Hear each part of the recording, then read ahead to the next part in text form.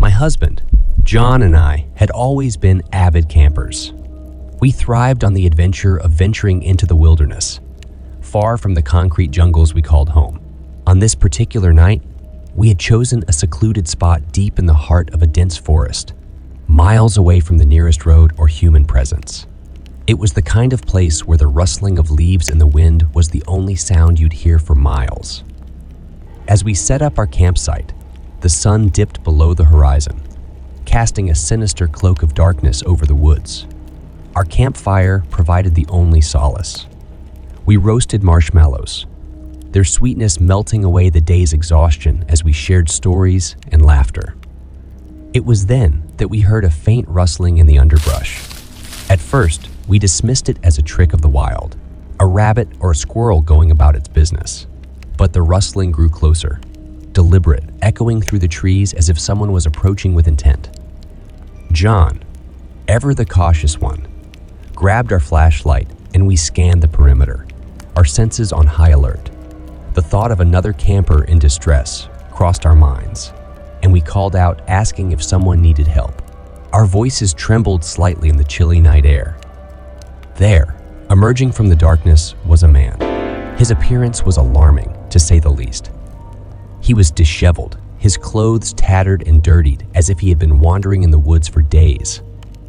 We cautiously approached him, offering assistance.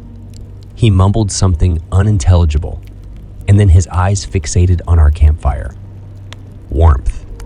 Need warmth," he repeated. Uncertain but unwilling to abandon a fellow human being, we shared our fire and gave him a blanket and some food. He seemed to appreciate the warmth, and as he thawed, he began to speak more coherently, though his words were deeply disturbing. He spoke of the forest, of eerie tales, of missing hikers and strange disappearances that had haunted these woods for years. John and I exchanged uneasy glances, silently questioning the wisdom of staying in the presence of this eerie stranger. Before we could decide on a course of action, the man's demeanor shifted abruptly, and he whispered cryptic warnings about the forest having its own set of rules. That's when we noticed the knife he had hidden beneath the blanket. Panic set in, and we realized that this man was not just a lost hiker. He was dangerous. I whispered to John, and we slowly backed away from the campfire. The man's eyes followed us, but he didn't make a move. With our hearts pounding, we crept further into the woods, away from the fire's glow. The tension in the air was suffocating. Hours passed as we stumbled through the impenetrable darkness of the woods, guided only by the faint slivers of moonlight that filtered through the dense canopy of trees.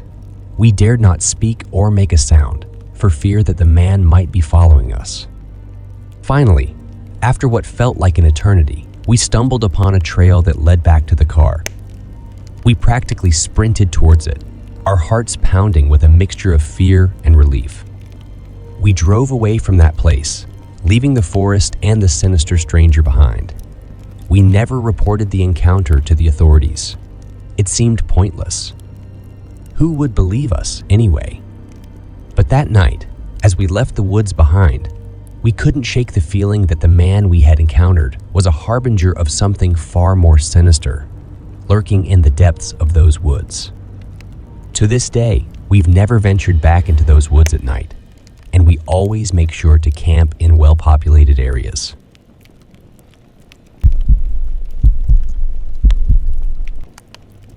I can't believe I'm even alive to tell this story.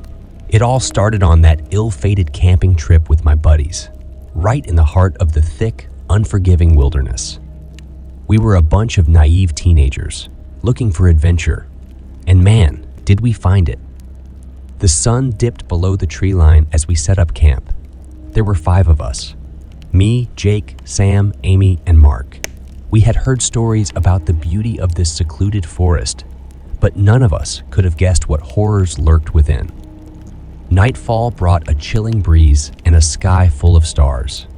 We gathered around the campfire, roasting marshmallows, cracking jokes, and having a blast.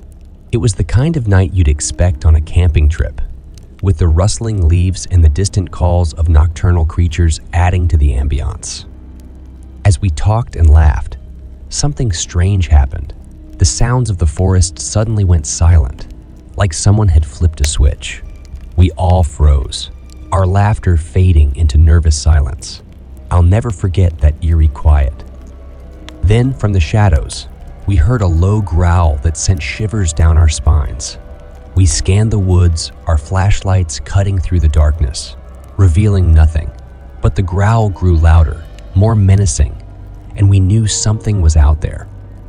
In a panic, we scrambled to our feet, extinguishing the campfire. Fear-fueled adrenaline coursed through our veins as we stumbled into the dense underbrush, away from the source of the growling. We didn't know what kind of beast lurked in the darkness, but we weren't sticking around to find out. We kept moving through the forest, guided only by the faint beams of our flashlights. The growls pursued us, seemingly coming from all directions. Our hearts pounded, and our breaths came in ragged gasps. Suddenly, we heard a blood-curdling scream. It was Amy. We raced toward the sound, our flashlights bouncing wildly through the trees. We found her huddled in a small clearing, her face white as a sheet. She pointed tremblingly at something in the bushes. There it was, illuminated in our feeble flashlight beams, a pair of glowing eyes, feral and predatory. The creature was massive, its fur matted with blood and filth. It was a bear, but not just any bear. This one was a nightmarish monstrosity. The bear lunged at us with a guttural roar. We scattered, desperately trying to evade its deadly claws and snapping jaws. Mark tripped and fell, his scream of pain mingling with the bear's ferocious growls. We managed to regroup a short distance away, Mark's injuries severe but not fatal. We had to get out of there. But the forest seemed to have other plans. Every time we tried to make our way back to the campsite, we encountered obstacles. Thorny thickets, steep cliffs, and seemingly endless darkness. Hours passed, but it felt like an eternity. The bear continued its relentless pursuit, seemingly never tiring. We were dirty, scratched, and exhausted. Our flashlights dimming, but we couldn't give up. We had to survive. Finally, after what felt like an eternity, the first rays of dawn broke through the trees. The bear, sensing the approaching day, retreated into the depths of the forest. With trembling legs, we limped back to our campsite, where we had to leave all our gear behind. As we stumbled out of the forest and back to civilization, we realized that the wild animals in that forest were no ordinary creatures. They were a force of nature, a brutal reminder that the wilderness could be both beautiful and deadly.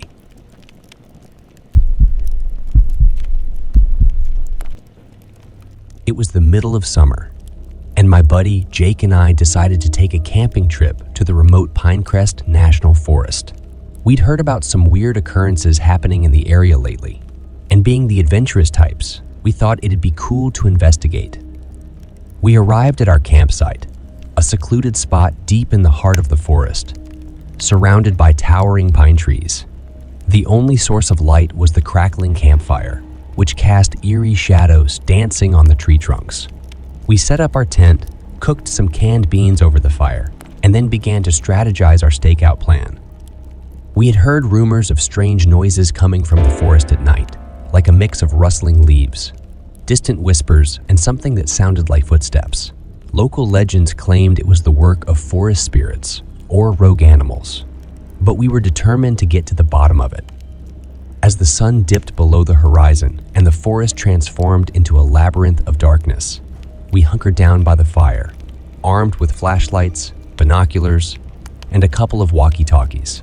The anticipation gnawed at us as the hours ticked by in silence. Around midnight, we heard a faint rustling, like someone was walking through the underbrush. My heart pounded in my chest as I shone my flashlight in the direction of the sound. But there was nothing there. We whispered to each other, trying to figure out what it could be, when we heard it again. closer this time. We decided to split up, each of us taking a walkie-talkie and heading in opposite directions to cover more ground. As I ventured deeper into the forest, my flashlight beam cut through the thick darkness. Every sound, every leaf crunching under my boots made my skin crawl.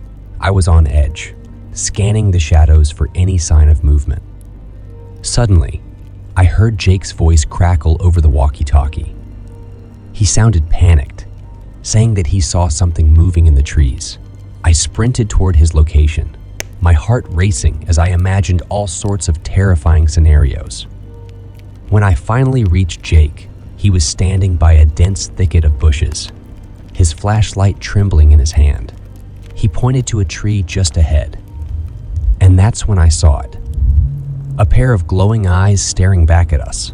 They were like two orbs of pale green light, almost hypnotic in their eerie beauty. We cautiously approached the tree, and as our flashlights revealed more, we realized it was a large owl perched there. It blinked at us, unfazed by our presence, and then spread its wings and took flight, disappearing into the night. We couldn't help but laugh at ourselves, realizing that the strange noises we'd heard were probably just the sounds of nocturnal creatures going about their business. Relieved and slightly embarrassed, we returned to our campsite, knowing that we'd found a perfectly logical explanation for the mysterious occurrences. After our encounter with the owl, we crawled back into our sleeping bags inside the tent, feeling foolish for letting our imaginations run wild. We drifted off to sleep, exhaustion eventually taking over. The next thing I knew, I was jolted awake by the sound of a twig snapping nearby. The first rays of dawn were just beginning to filter through the trees. I realized something was wrong. I elbowed Jake awake, and we both sat up, scanning our surroundings with bleary eyes. Our camping gear was strewn about haphazardly, and our backpacks had been rifled through. Panic surged through us as we realized that we had been robbed. Our wallets, phones, and other valuables were missing, leaving us feeling vulnerable and violated. To make matters worse, we saw a fresh set of boot prints in the dirt outside our tent, leading to a note pinned to a nearby tree. Fear gripped us as the note read, "Leave if you want to live."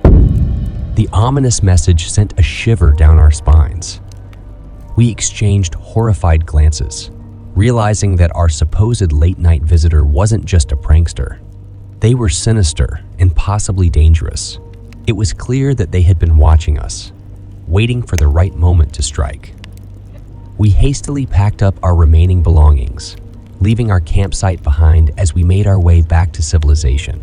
Every rustling leaf and distant sound sent chills down our spines as we retraced our steps through the now ominous forest. The drive home was somber, and our thoughts were consumed by the unsettling events of the night. Who was the mysterious intruder, and what did they mean by the cryptic message?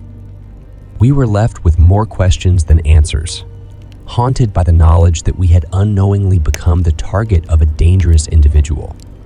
As we left the forest behind, we couldn't help but feel a sense of relief that we had escaped unharmed. However, we also knew that we would never return to Pinecrest National Forest, forever haunted by the chilling night when our curiosity led us into a harrowing encounter with an unknown adversary.